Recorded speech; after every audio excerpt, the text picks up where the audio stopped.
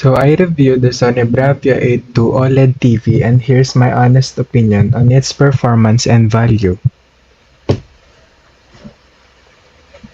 Sony markets the Bravia 8 II as a next-generation 4K QD OLED smart TV with advanced picture processing, vibrant color, deep contrast, and premium sound.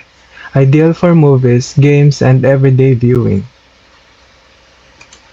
My experience and what I found during testing, this TV delivers excellent picture quality, especially in dark rooms with perfect black and vibrant colors.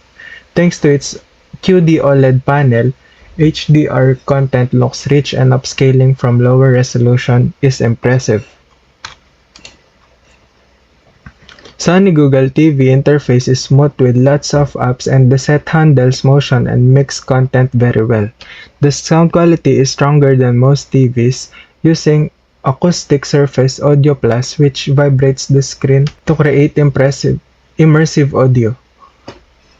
That said, brightness in very well lit rooms isn't the best compared with some rivals, and the TV includes only two HDMI 2.1 port which might not satisfy heavy gamers.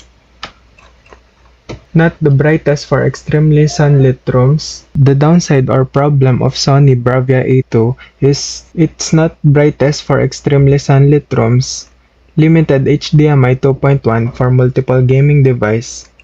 Price point is high compared with some competitors. But the bright side, exceptional cinematic picture quality, great sound for built-in TV, smart platform with tons of apps. The Sony Bravia 8 II is a premium OLED TV that's fantastic for movie lovers and general entertainment. Gamers and bright rooms buyers should consider option with more HDMI ports or brighter panels. So if this video helped you, make sure to like and subscribe. Thank you for watching.